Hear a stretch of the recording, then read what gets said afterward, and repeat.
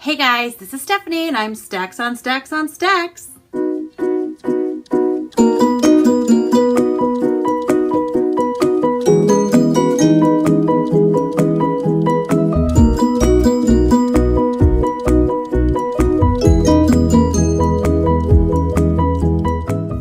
Today I'm coming to you guys with my first book review, and that is for Dark Matter by Blake Crouch. Now, I am doing a book review because I loved this book and I don't know anybody else who's read this book, so I want to hear more about it. I want to discuss this and how great it was. So the first half of the review, I will just give you a basic review, spoiler free, and then the second half, I am going to go ahead and spoil everything about this book because I enjoyed it that much. So if you haven't read it yet, go ahead and watch this little opening with me, and then I will go ahead and make it very obvious when the spoiling is coming, and then you can stop it, go read the book, come back, watch the rest of you, and discuss it with me in the comments because I want to talk about this book. Okay, so first things first, I really enjoyed this book a lot. I wasn't expecting to. I actually listened to it on audiobook. I needed to clean out a closet and I had a day off from work and I was like, oh, I'm gonna just get an audiobook. And so I went down my TBR list on Goodreads and I just went right down the list, and then I got on my library app and I went down that list of what they had available, and that's where I came up with this. So it's a book that I think I heard about a few months ago. I'm not really sure. I couldn't remember much about it, honestly, when I picked it up. I just was like, oh good, something I can listen to while I clean out my closet.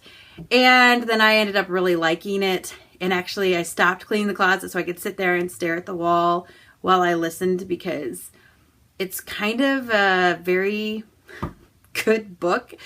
It kind of just pulls you in, and then I just was afraid I was going to miss something, so I didn't want to do anything else. So I kind of didn't get the closet done, but I did get the book done. So in this book, we follow a character named Jason Dessen.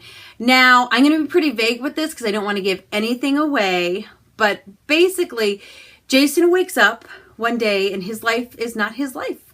His wife is not his wife. He doesn't have the same job. He doesn't have the same car. He doesn't live in the same place. It's not his life, but he's still him. So it's a mystery. That's all I'm going to say about that. Basically, I spent the first quarter of the book going, huh?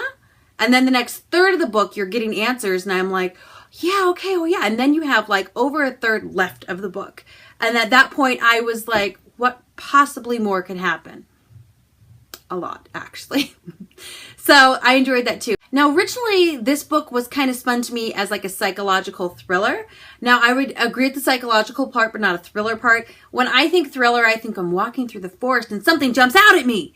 That's what I think when I think thriller. There was not a lot of jump scares during this. It was pretty steady. There were a few things where you're like, oh, I didn't see that coming, but most of it was pretty steady Eddie. But the psychological part, definitely. It just messes with your mind. It kind of takes you on like a psychological roller coaster where you're like, I get it. No, I don't. I know what's going to happen. Maybe I don't. So it's just kind of an up, down, up, down, up, down, up, down. And I think people who like Gillian Flynn would probably like this, though I didn't. I've read one Gillian Flynn book. I read Gone Girl. I didn't like it at all. But I think people who like that will like this. But I also think that if you like a good psychological read, you would enjoy this book, because I sure did.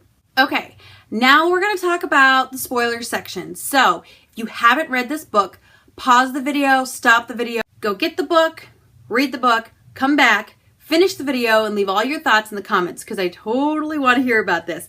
However, if you haven't read, you need to stop right now. Don't watch any farther. You don't need to go to the end of the video. There's nothing good at the end. Just stop watching and go get the book. Okay, now I'm going to presume that all of you have read the book. If not, you're spoiling this for yourself. I have tried to stop you. I washed my hands. Done. Holy cow. There was so much going on in this book. Like, there was so much that I kind of predicted. Like, when he was first held at gunpoint, I was like, oh my goodness, who's this? What is this? Is somebody he made mad? And he's asking all the questions that I would be asking. And then as he was saying, well, I know who you are, and I've known who, I just thought, okay, it's either his son coming back from the future somehow, or it's himself coming from, and I was thinking like the future. And then when he woke up and he was in this other world, I'm like, he is himself in another dimension, some sort of thing like that. And it's kind of what I was like, okay, I have this figured out. I so did not have this figured out.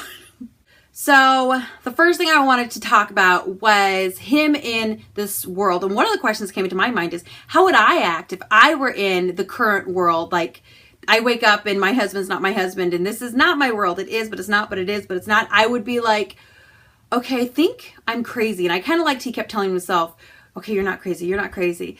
Because I would have thought that I was crazy and that I had like somehow dreamed up this other world and I might try to make myself fit in this world. I loved the little tie the string around the finger thing. And I loved, because immediately he's like, was I even married? I thought, look for the band mark on your finger. And he did. And I thought, oh, this guy's smart. And then I thought, would I be this smart? I don't think so. But I loved that. And I also got to say, I loved how this was a love story. It really was in a lot of ways. And how he had such a passionate love for her. If I'm remembering correctly, this took place over a course of like 2 months-ish. It started in October. I remember that. And it was like a month, maybe 2 months, where he was searching for her. And I just think that in 2 months' time, not once did he say, she's not worth it. I'm just going to settle. This other Danny is going to be just fine, or that's just not going to happen, or he didn't give up. And I'm thinking, God, I don't know if I would not give up, because I just might what if I get tired and I'm like, oh, I'm so tired. I don't want to do this anymore.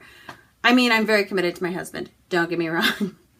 But I don't know if I can handle it psychologically. I think I would think I was crazy at some point and just try to find a nice world and just give up. I also want to talk about the place that they got out that was snowy. Like, maybe it's because I live in Nebraska and I've been through blizzards and they are cold and you don't go out in them. And I've read Little House on the Prairie where they like would tie a string from the barn to the house and you'd follow the string to the house and to the barn so that you wouldn't get lost, because that whole thing is very true. You do get turned around, you do get lost, you lose your bearings and you get too cold too fast and then you die. And I kind of honestly expected one or both of them to die at that point, except that I'm like, well, this is through Jason's view, so I don't think he can die. But then I thought, well, what if we pick up where one of the other Jasons are? What if we do that? I also was 100% prepared for this to not be a happy ending. I really was. I was like, well, they're just going to all die at the end, and we're going to learn the lesson of, don't have an alternate personality that's completely nasty and takes over your real life. I mean, lesson learned, I suppose. I don't know.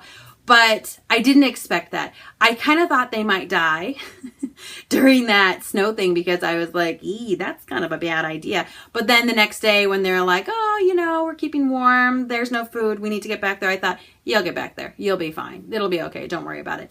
I did like that he put her on his shoulders. I also like that he didn't sleep with her. And I know that sounds weird, but I was like, he has this deep love for his wife. And if he would have slept with her, with Amanda, I probably would have been like, really? You're really that committed? I was okay with him sleeping with the other Danny because it's still kind of his wife. He just wasn't technically married to her in that universe. So that one didn't bother me, and I was very glad he didn't sleep with Amanda. Also, I have so many questions about Amanda. Like, where did she go at the end? Like, she just disappears into nothingness. And why didn't they ever run into any of her doppelgangers at any point? Why didn't they go look for any of her doppelgangers? Like, why didn't they get to a world and be like, well, we know your life sucks here and Danny's not alive, but let's go see what Amanda's up to in this world. I mean, heck, maybe she's president, or maybe she's thought of a solution for this or something. Who knows? But we didn't really get to go that route. And I know it would have made the book thicker, and the whole thing's supposed to be from Jason's point of view, but I would have liked some sort of tie-in, maybe some closure, maybe knowing she wasn't dumb enough to walk out into the snow a second time by herself and die. Though I also think if I would have come across that perfect world that she had imagined up, I think I would have wanted to stay there. I think it would have been very, very tempting for me to be like, well, this one's good. It doesn't look like there's any famine or war, and that's a step up. But that's just me. I also want to know, why is it that Amanda could not have one of the realities made it back to his world with him? I mean, out of 100 and whatever realities of Jason's, I was a little surprised that one did not have Amanda with, because some of them had lots of vials left over and Jason 1, we'll call him, only had one left over, which he left the hotel and then it was gone. But I think I would have liked if one of them would have been like, well, I still have Amanda with me. She's still with me. She's a rock star, or what have you. So that was a little disappointing because, again, I enjoyed Amanda as the character, and I kind of would think I would have liked to see where she would have gone. I also enjoyed them figuring out how the box worked. Like, you can't just be general. You have to be specific about your thoughts, and how he was just so distracted by fear, and he was so distracted by other things that they were going to all these random not so great worlds. In the sick world, I would have left. Like, if I were like, oh, this looks weird. Oh, there's a quarantine thing on the radio. Yeah, this is the wrong one. We're going to go. I don't think I'd been as patient as Amanda and been like, okay, let's go along. No, as soon as I heard, okay, everybody's dying, to be like, this is the wrong world. Let's scoot out of here. And then he had to watch her die. And I was like, that's so needless. And it was just sad. It was just sad. And then I was afraid they were going to get sick. And what if there's just too much. And then the car chase. And I was like, okay, now you're making decisions I wouldn't make. I was impressed with Danny and how quick she was like to believe Jason 1. Now, evidence that he gives her, even with that, if my husband came to me and he was like, yeah, this is the story, I'd probably be like, oh, sweetie, you're crazy.